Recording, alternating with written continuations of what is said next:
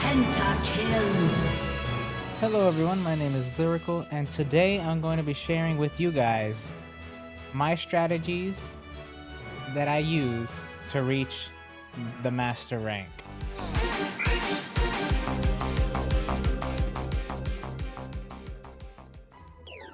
Play your own style. Now, a lot of the guides online will tell you to play a certain meta or follow a certain structure, but in my opinion, that is complete garbage. You have to find a style that matches how you play.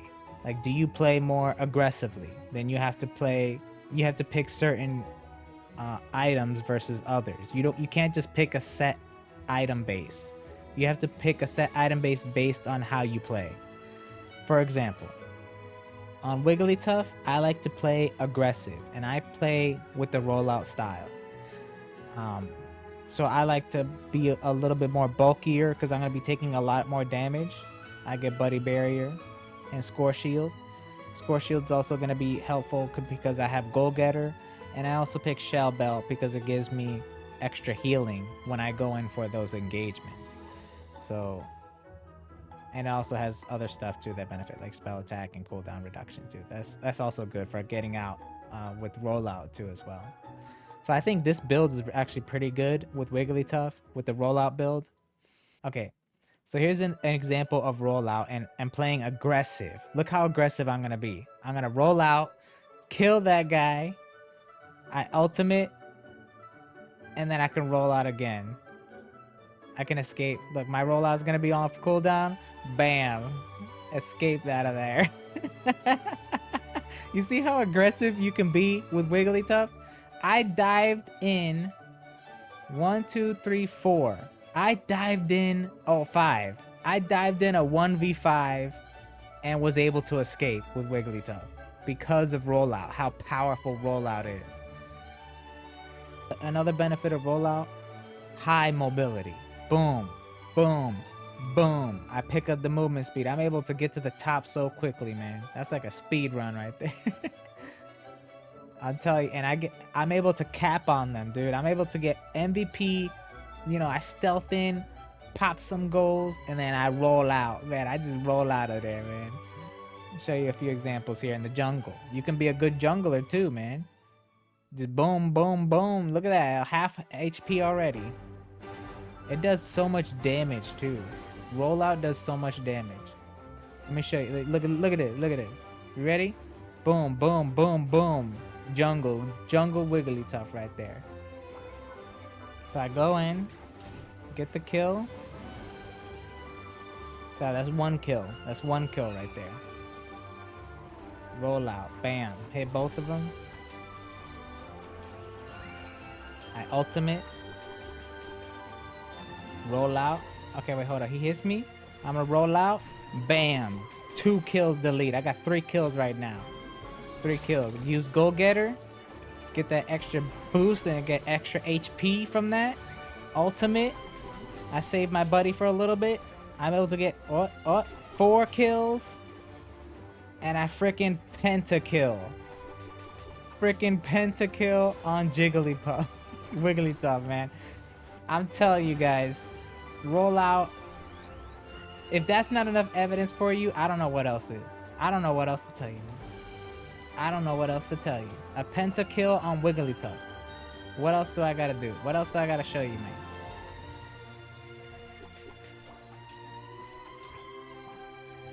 man? Roll out. Roll out. Roll out. You can play aggressive, dude. They don't expect it. You see, if I didn't have rollout, I wouldn't have got that kill. I'm telling you guys, Wigglytuff is my favorite. One of my favorites. Support classes. Wigglytuff is such a bully with rollout. I think you're playing Wigglytuff wrong if you're not picking rollout. I'm telling you, dude. Okay, so the first thing I'm going to cover, I think is probably one of the most important things that you need to do to get the advantage is upgrade your held items. Now, you don't want to upgrade. It's going to be difficult to upgrade all of them, But what I started out is I upgraded the ones that I had up to level 10. And that's pretty much easy. You can do that with all of them, basically. You can level them each up to level 10, no problem. The ones that I highly recommend that you upgrade first is the Buddy Barrier. This one, almost all Pokemon can use this build, can use Buddy Barrier. All of them. There's like, I can't think of a reason why you shouldn't use this, to be honest. And next, I would say, is up to your preference on which type of Pokemon you like to play. I pick Muscle Band because I like to play attackers, and this also works with all-rounders too, a lot. So, and those are the champions that I play the most. But the thing is, you want to focus on upgrading the ones that you will play the most and find out a build that you can share amongst a lot of the other Pokemon. Like, here's an example. This is Cinderace, one of the builds that I used. Here it goes. Buddy Barrier and Muscle Band. These are the two that I use on that character. Like Machamp, I'll use Buddy Barrier and Muscle Band. This is the one I'm trying to get next. I'll explain this reasoning in a minute with the Score Shield. But yeah, you kind of want to focus on the items that you will use the most based on which champions you play. Let's say if you play other champions that, you know, maybe you use champions that use Shell Bell a lot, then you would probably want to prioritize leveling Shell Bell first. But Buddy Barrier is number one, highly recommended for all Pokemon. It gives you such a good boost of HP, and you can use it with any Pokemon. I use it almost in all of my builds, to be honest. All of my Pokemon builds, I almost use it, with the rare exception of Charizard, which I will explain in a minute. The other stuff. Actually, I'll go ahead and explain it here real quick with Charizard in particular. He's one of the characters I play the most too. The reason I run Energy Amplifier is because Charizard Ultimate is so powerful. You go up into the air and it lasts a long time. You have such a huge advantage with Charizard's Ultimate that Energy Amplifier just matches up so well with Charizard. You just want to get to your level. You want to level up Charmander, Charmeleon as fast as possible to get to Charizard. And with Energy Amplifier, there's no way that I can lose a match 1v1 with any Pokemon. I think Charizard is probably the most strongest ultimate in the game, I think. When it comes to 1v1, I don't think I will ever lose with Charizard. I might be wrong, but I have not found an instance where I lost, in a sense, but I guess it depends on how you play. So the other thing I would say, other than just leveling your health items, is don't really follow the meta. Don't look at those videos or guides that tell you to pick a specific thing, because it's not going to work with you. Each player plays a different style. I normally run Goal Getter, and let me tell you why. You don't need this. You don't need this. You can play without it. I know everybody tells you to pick this, but I'm telling you, Goal Getter is such a better move to get. Just pick, all you have to do is pick Pokemon that have high mobility. That's it. If you're gonna pick like Pikachu, you would need eject button because Pikachu's mobility sucks. Pokemon with low mobility, you want to pick eject button. But Pokemon where they have an ability where you can escape from a battle, Goal Getter every time. And most of the Pokemon that I have Goal Getter. A lot of these, with Blastoise, I'll pick up Surf and get Goal Getter. I want to show you how much mobility makes a difference in this game and how much Goal Getter makes a difference in this game. You see, I have my mobility. I have Surf. I have the Hydro Pump to push them away. Goal Getter. Did I even use it? No, I didn't even use it. Oh, I had the, never mind. I had the Zapdos thing there. You see how that mobility makes a big difference in getting the objectives done? I was able to reach the goal with almost less than 1% health, barely alive, and they were chasing me. But because I had that mobility, I was able to get the score, and I was able to push them back with the Hydro Pump, Blastoise. People are telling you to pick something else. No, dude. I'm telling you, mobility is king in this game. You can outrun them, score on them. You know, Goal Getter is such a good option here too. Now I'll show you a few examples of that. I pick Rollout for Wigglytuff, and I get Goal Getter. I get Submission, and what's his other move? Let's check out his move. Also, Cross Chop, I think is better because it gives you like a little dash. It gives you another extra mobility. So this is another Pokemon that I would pick a Goal Getter with. Crustle is amazing. Is amazing for this too. His rock shell increases his speed so much, and it also gives you an unstoppable buff for a short time, I believe. But it increases your speed by so much. You can escape from any battle. And I also use Goal Getter with him. He's one of my favorites in terms of using Goal Getter. And I picked Scissor just because the damage is so good. And it stuns. It stuns. That's another thing. Greninja is another example. For this one, you can pick anyone. I like to pick Smokescreen. But for this one, I'll pick Surf because, again, it is a dash. And it gives you extra mobility. Water Shuriken is good, but in my case, my focus is to get Goal Getter as my battle item. So I would pick Surf because it has the dash. So just things like this. You want to focus and have that type of mentality. This is the strategy that I use. Not everybody will agree with it, but it's what helped me. It's what it works for me. You know, I want to prioritize Goal Getter, and I always get MVP.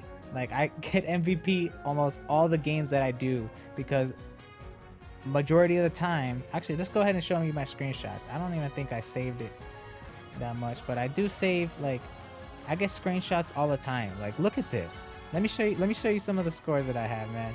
Like, here's an example. Look. The other thing is, you want to have a mindset like, yeah, the teammates are going to be bad sometimes, but you have to be the one to carry the team. That's the mentality you have to reach to get master rank. Okay, here's a perfect example, the intro. You see that Talonflame? That's a noob right there. That's and that's the enemy team, right? Let me show you who you want to be. You want to be Lucario right here. He's ganking all the kills. Bam! And he's scoring all them goals. That's who you want to be as master rank. You have to be the one to carry the team. You have to be like Lucario. Don't be like that Talonflame, alright? I guess that's a little example. There you go. You have to be so good that you have to carry your team. Your goal is to get MVP maximum Pokemon points. That's the goal of the game. You can get as many kills as you want. It's not going to mean anything. Like, look at the... Oh, shit. I'm sorry. Look at their team. They were wrecking us on kills. They wrecked us on kills. But because I was able to get those extra Pokemon points, that's the determining factor in winning the game. Look at this. You got to carry the team. Carry the team, guys. You got to carry that team. Look at this. 364 points. Is that my highest one, I think? No, that's my highest one. Okay. Time. Charizard doesn't need it. He's just overpowered with the build that I'm running. I think it's just pretty good. Again, if you're not getting Goal Getter, you have to make sure that you can carry the team with, like, killing the opponents. That's the thing that you want to focus on. So either getting the top kills. If you can kill the team, you can score it without worrying about Goal Getter. So that's another way of approaching it. That's another way of approaching it. You could just kill the team and you can just score without getting Goal Getter. But, and look at this.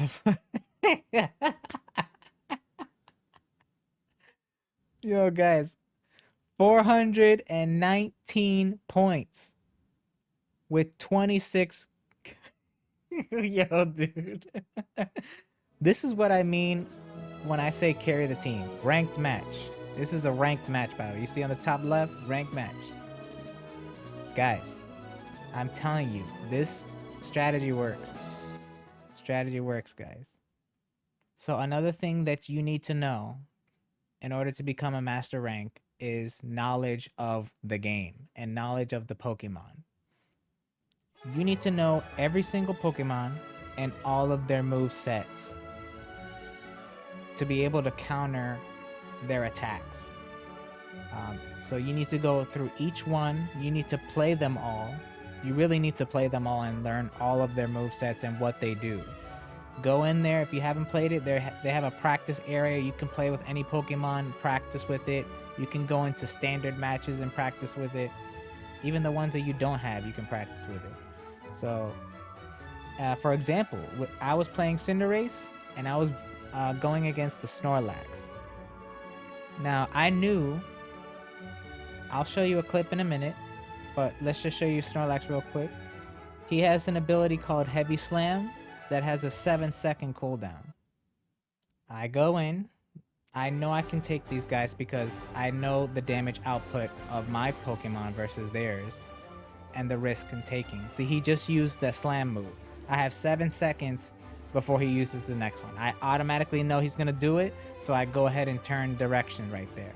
That's how I was able to counter that. This is the difference between master rank players and non-master rank players. And being able to read the situation. I go into this engagement, I think to myself, can I beat these players? Is my damage output enough to win this fight? And I think yes. Can I take the risk because I have Flame Dash? Absolutely. Because I have that Flame Dash, I know that I can escape the situation. So based on my moveset and based on the abilities, it's something that, you know, I use. In this case, I had Flash, so if I have Flash, I play more aggressive too.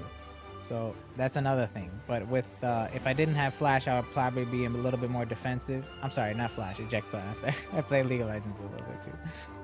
But yeah, there's an example again. Knowing the Pokemon, knowing their movesets, and being able to counter it effectively. Okay guys, so this is going to be it for this video. I wasn't able to cover everything in this specific video because I don't want to make the video too long. But if you guys are interested and you want to hear more, I still have strategies that I can talk about, even more strategies I could even talk about, like stuff to do on the battlefield, what to look for and what to do.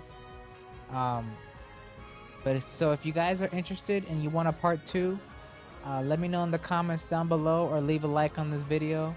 That way I know that people are interested in it, and I'll consider making a part 2 and sharing more of my thoughts on the strategies that I use to get master rank. So anyways, I think that's gonna be it for this video. I hope it was informative and I hope it was helpful for you guys. I know that even with this video itself by itself, I think it'll still be good enough for you to increase your rank in Pokemon Unite. So with that being said, once again, I want to thank you guys for watching. I hope you enjoyed it, and I'll see you guys next time.